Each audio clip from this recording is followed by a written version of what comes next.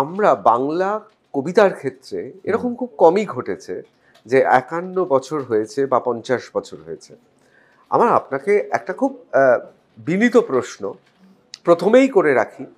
চারিদিকে এখন উত্তাল, আপনি কতটা টের পাচ্ছেন জানি না।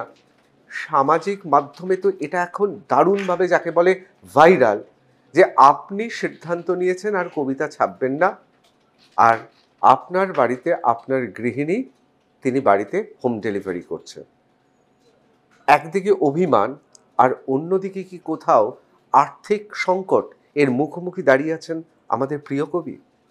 এখানে একটা কথা বলা দরকার যে যে ইন্টারভিউটা দেখে আপনারা বলছেন যে আমি লেখা থেকে অবসর নিয়েছি এবং সেই কারণে আমার স্ত্রীকে হোম ডেলিভারি করতে হয়েছে, এই যে ইন্টারভিউটা যেটাকে আপনি ভাইরাল বললেন, ওই ইন্টারভিউটা আমি নিজেও দেখেছি এবং আমার খুবই স্নেহধন্যা আমার কন্যা সমা ঐত্রেয়ী সরকার, যে আমার বইও প্রকাশ করে, সেও আমাকে দেখে বুঝিয়ে দিয়েছে যে কোথায় কোথায় আমার কথাকে এডিট করা হয়েছে এবং আমি নিজে জানি আমি কি বলেছি, কোন প্রশ্নের উত্তরে বলেছি। প্রশ্নগুলিকে দেখানো হয়নি, অনেক প্রশ্ন সরিয়ে নেওয়া হয়েছে এবং আমার অনেক কথা মাঝখান থেকে কেটে একটু একটা অংশের সঙ্গে আরেকটা অংশ জুড়ে দেওয়া হয়েছে। তার ফলে এইরকম একটা চেহারা ফুটে বেরিয়েছে যে আমি অবসর নিয়েছি অভিমানে, আর তার ফল ভোগ করছেন আমার স্ত্রী, তাকে হোম ডেলিভারি করে সংসার চালাতে হচ্ছে। এ কথা সত্য নয়। ৫০ বছর লেখার পরে আমি একটা ৫০ বছর আমার কবিতা ছাপা হওয়ার পরে আমি একটা বুলেটিন বার করেছিলাম। সে বুলেটিন আপনি পড়েছেন? সে বুলেটিনতে কারোর প্রতি কোনো অভিযোগ আছে? আপনি পড়েছেন তো? কারোর প্রতি কোনো অভিযোগ নেই, একজনের প্রতি অভিযোগ আছে। সে অভিযোগটা হচ্ছে যে লিখেছে তার প্রতি। সে ৫০ বছর ছাপিয়েছে কবিতা, তার আগে ৬ বছর সে অনুশীলন করেছে, তারপরে বাকি ৫০ বছরে অনুশীলনই করেছে, কিন্তু প্রথম ৬ বছর সে অজ্ঞাতে অনুশীলন করেছে। তারপর ৫০ বছর লেখা ছাপানোর পরে সে বুঝতে পেরেছে যে সে কবিতা লিখতে শিখতে পারেনি, কবিতা লেখা তার শেখা হয়নি, তার ছাপা হয়েছে, তার বই বেরিয়েছে, কিন্তু কবিতা কী করে লিখতে হয় সেটা সে শিখতে পারেনি। সেটা নিজের কাছে এই বয়সে, যখন সে ৭০ বছরে পা দিল, তখন সে বুঝেছে। বুঝে সে এই সিদ্ধান্ত নিয়েছে যে আমার ৫০ বছর বয়স হয়েছে, এবার আমি লেখা প্রকাশ বন্ধ করব, নিজে লেখা অনুশীলনের চেষ্টা করব আরও মন দিয়ে। ঠিক প্রথম জীবনে যখন আমি স্কুল ড্রপ আউট, তখন যখন আমি চেষ্টা করতাম যেরকমভাবে একা একা একা একা, কেউ জানতো না, সে কবিতা কেউ পড়তো না, সেইভাবে আমি আবার সেই জীবনটায় ফিরতে পারি কিনা, যে আমার কোনো ডেডলাইন থাকবে না, আমাকে কারোর সামনে আমার লেখা দেখাতে হবে না, কারণ আমার পেশা ছিল লেখা। আমি লিখে উপার্জন করেছি, আমার মেয়েকে বড় করেছি, সংসার চালিয়েছি। এখন আমার মেয়ে নিজে দাঁড়িয়ে গেছে, আমারও জীবন চলবার একটা উপায় আছে। ফলে আমার স্ত্রী যে হোম ডেলিভারি করেন সেটা তার নিজের খুশিতে এবং তার নিজের ইচ্ছে। আমি লেখা থেকে অবসর নিয়েছি বলে তিনি হোম ডেলিভারি করেন, এটি ঠিক নয়।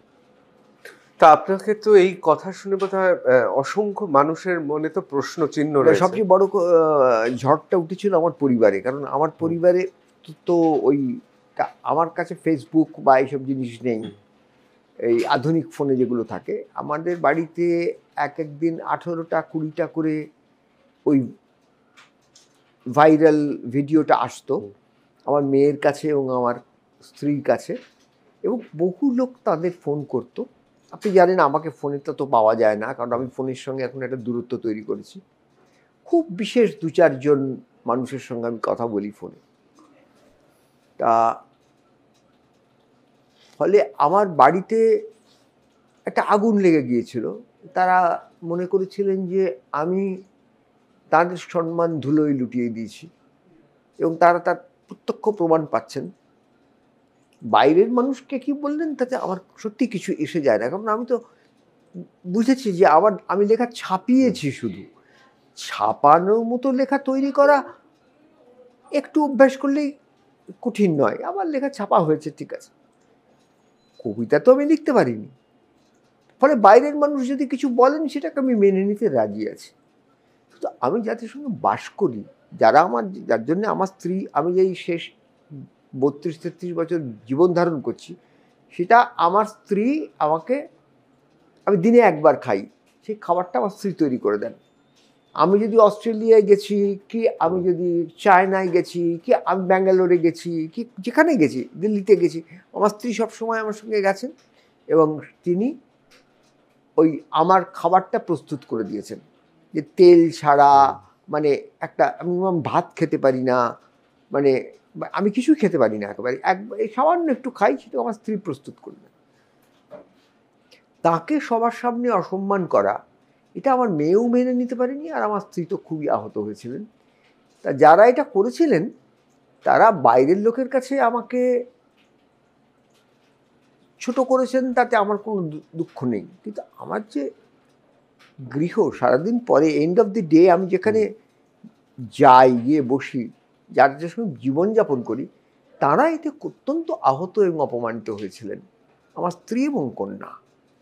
এবং যতদিন না আমার সেই প্রায় মেয়ের বয়সী প্রকাশক ওই ফোনটা নিয়ে আমার মেয়েকে ভালো করে বুঝিয়ে দেয় যে এই সব জায়গায় এই এডিট করা হয়েছে, তার স্পষ্ট চিহ্ন পাওয়া যাচ্ছে।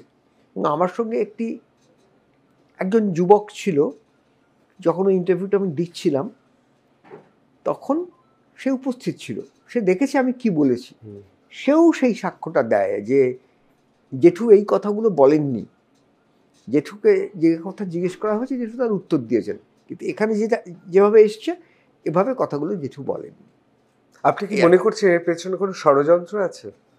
আমি এমন বড় কোনো মানুষ নই যে আমার পেছনে ষড়যন্ত্র করার কারোর কোনো উৎসাহ আছে এবং আমার কোনো শত্রু আছে বলে আমি মনে করি না।